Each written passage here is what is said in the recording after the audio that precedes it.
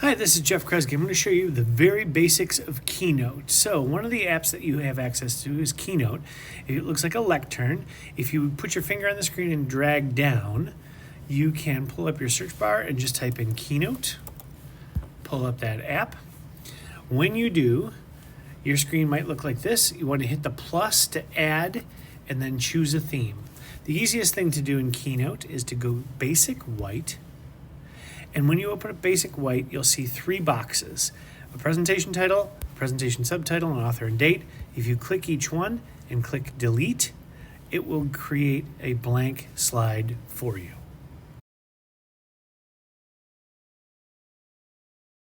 Now that I've created my blank slide, at the top of the screen we have some options. Here's my play button so I can play when I'm done. Here's my tables. We're not going to use that for this video. If I wanted to create graphs, I could use that, but I'm not going to use that for this particular piece. But I am going to use shapes. So the first thing I'm going to do is I'm going to click that shapes button, the square and the circle, and you'll notice that all of these shapes come up. Yours might look like this to start, basic, and then I can slide both right and left, but I can also slide down to find all kinds of different options for shapes. So if I wanted to find a shape for education, not only do I have school, but I have all of these available as well. An easier way than to scroll through is to click that magnifying glass in the top left-hand side and search for what it is that you're searching for by word. So if I was looking for dog, all of my dog options pop up, and you'll see that I've got not only breeds, but I've got a hot dog and I've got a graphic as well. If I find what I'm looking for, I can choose that dog and insert it into my presentation just by clicking on that dog. So I'm going to choose this golden retriever lab guy and I drop him in. Now, you'll notice that he already comes surrounded by the handlebars, the blue dots. The blue dots allow me to resize and reshape my dog. So I'm going to click the corner and I can make him bigger and I can move him around my screen just by tapping and clicking. If you want to add more shapes, it's just going to repeat the process. You go to the shapes, and let's say this time I want to add a text box. I'm going to type in text, and literally text goes there. And when I click on it, I can then type and I can say dog. And so now I have my identifier, I've got dog, and I'm going to put it down underneath my dog. And you now know how to add, resize, and add text boxes. Let's say we want to edit something. Maybe this black dog isn't really what we're looking for, but we're looking for some other color. So we want to click on him, get those handlebars again, and then what I'm going to do, anytime I want to change something, I'm going to click what I want to change, get those handlebars, and then instead of going to the shapes, I'm going to go to the paintbrush, which means I'm going to edit. So I'm going to click edit, and I'm going to hit style, text, or arrange. I'm going to hit style to start. I can choose any one of these 6 defaults, so I can choose a bright red dog if I want. But if I wanted to get more specific, I could hit the fill, and then I have all these options: preset, color, gradient, or image. So if I hit color, I've got lots of options, but I can also click image, choose change image, and I can choose a photo from my photo roll and I can drop it in behind. So I want my dog to look like a car. So that is an option too, so that if you had a specific fur that you were looking for, you could make your dog that fur. You can also add a border to your shape.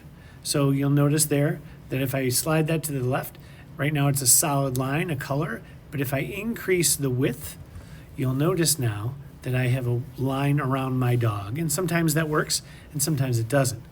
I can also do a shadow. I can also do a reflection of my dog. So if I click that, you'll notice I've got a little dog leg reflection. All of those are options. Now, if I want to put a word in my dog, I can click text, and let me go back to a blue dog so it's a little easier to see. If I click text and I click in my dog, you'll notice I get my cursor. If I want to do that and I go back to my paintbrush, I can change the font of my dog, of the words dog. So I'm going to highlight it. I've highlighted it here with my pins. I'm going to increase the word size. I can also change the font. I can also change boldface, italicize, or anything in here. I can also change my justification, and I can change the size of my lines, etc. The final thing that I can do under Paintbrush is arrange, and this is one of my favorite things to do. With arrange, we can click rotate, and now I can move my dog in any fashion that I want to, so he can spin around and I can arrange my dog.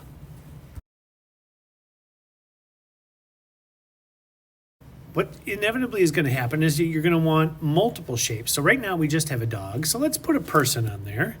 So we'll go to our search box. We're going to add our shapes. We're going to go to our search box and we'll type in person just as we talked about before.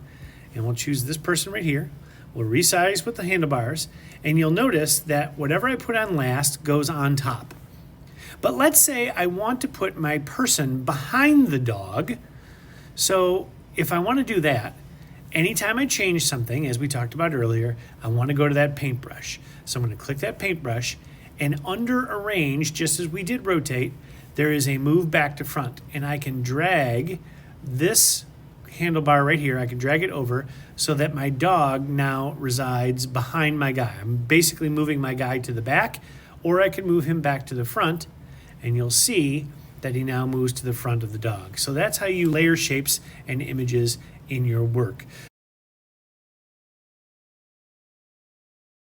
The next thing that we can do with our dog and our guy is we can animate this work.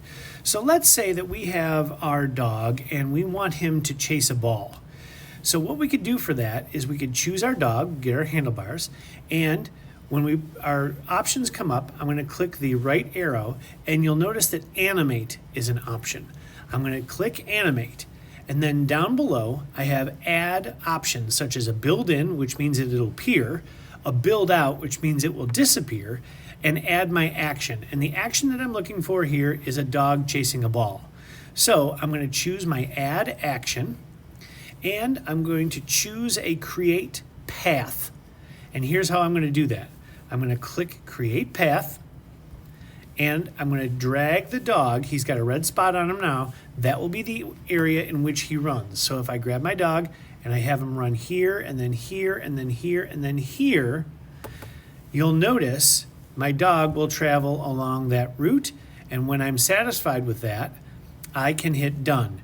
If I didn't like that, I could hit clear and try it again. So I can have just that kind of area. And then again, when I'm done, I can click done. So now I've got my dog animation, and to check it, I'm in preview mode. I've got my blue up at the top. I'm going to click that arrow, so my preview, and when I click the dog, I'll get the animation. So I touch the dog, and he now moves. Now I want to add in a ball for him to chase, so I'm going to click off of my animation slide. I'm going to add done. I'm going to add a shape. I'm going to add a circle for my ball, and I'm going to start my ball in the guy's hand. Now, here's our steps again. I've got a ball, but it's black and it's going to match my gentleman, so I don't want that. So I'm going to handlebars, go to paintbrush, change the style. We'll do a pink rubber ball. We'll put it in his hand, and he'll throw it. So we want to animate it. So we'll click on that object. We'll click the arrow, animate, and we'll add the action, and we'll add our path of the ball being thrown right there. And we'll click done, and then you'll notice I've got my dog and I've got my ball both being thrown to the dog. Now, what's weird about my animation is that I have my dog moving before I have the ball being thrown. So that's not usually how it goes. So if I click in the top right-hand side, there's a listing of my animations. And I've got my oval, my ball being thrown second, and my dog being moved first. So what I want to do is I want to make my dog follow the ball. And here is my new animation. Ball being thrown and dog chasing after it.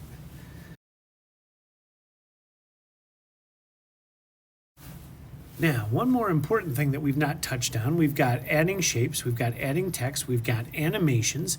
What we haven't really talked about is this option right here, this landscape, and there are lots of stuff hidden in here, lots of fun tools. We can add a photo or video. We can add a camera shot. We can record audio, do a live video here, or drop in a YouTube clip. We can add an image from a gallery. We can insert from a file. We can also add drawing tools or equations. So let's take a look at a couple of these options. The first thing that I'm going to do is I'm going to add a photo.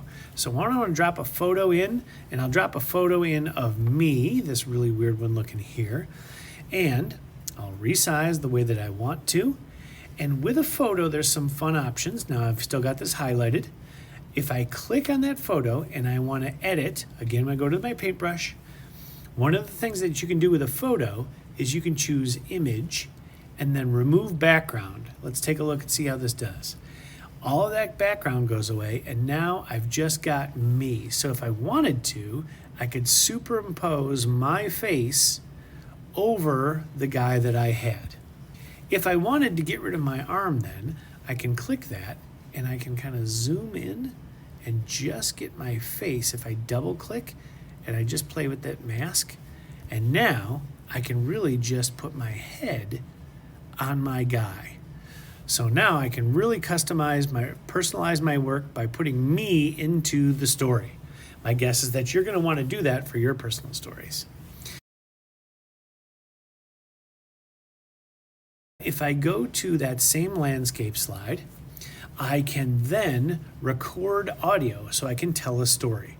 So I'm going to hit record audio, and when I do, it brings my microphone up down below, and when I tap that microphone, you're going to see it start to record down from the bottom. When I'm done with my message, I'm going to click record again, and then insert will highlight in the top right. So watch that procedure. I tap record, you see this moving across the bottom. I'm going to tap stop, and now I'm going to insert my audio clip to show you that it worked. I've got my insert there. You see this moving across the bottom. I've got my recording, and I can drag that anywhere in the screen that I want to. Let's take a look at some more options. Underneath the landscape, the other thing that I can do is I can draw. If I click drawing, whoops, hold on a second. Undo with my back arrows right here. If I want to draw, it brings up my drawing tools down below, so I click the pen, and then I can draw. And my favorite thing in drawing is the fill tool right here. It looks like paint. So if I want to draw a circle, for example, and fill it in with a color, I can choose the color from my color palette, and then I can build my circles just like that real easy. So that's my drawing tool. If I want to erase, I can use my eraser, and it does exactly what it's supposed to do.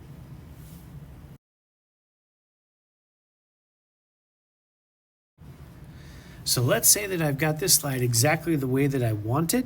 The next thing that I can do is I can go and add another slide. On the bottom of my left-hand side, there's a plus, and I can add any kind of slide that I want to. So I'm gonna drop in another blank, and then I can do a slide with titles, and then I can drop another one. And let's say I made a mistake and I added one that I didn't want to add. On my left-hand side, I can go to my thumbnails and I can click the one that I want to delete. And on my keyboard, I'm just gonna click delete, and that will go away. So again, I'm going to click delete, and it will go away. And I'm going to tap on it and click delete, and it will go away. So now I've got all of my options. Anytime you make a mistake, there's an undo right up here in the top right side. And when you're done with your drawing, click done, and you're back to all of your edit tools once again. Once you're finished with your drawing, and you've got all of your animations, if you want to see it play, you hit the play button. So that's right here. And there's my ball being tossed and my dog chasing after my ball.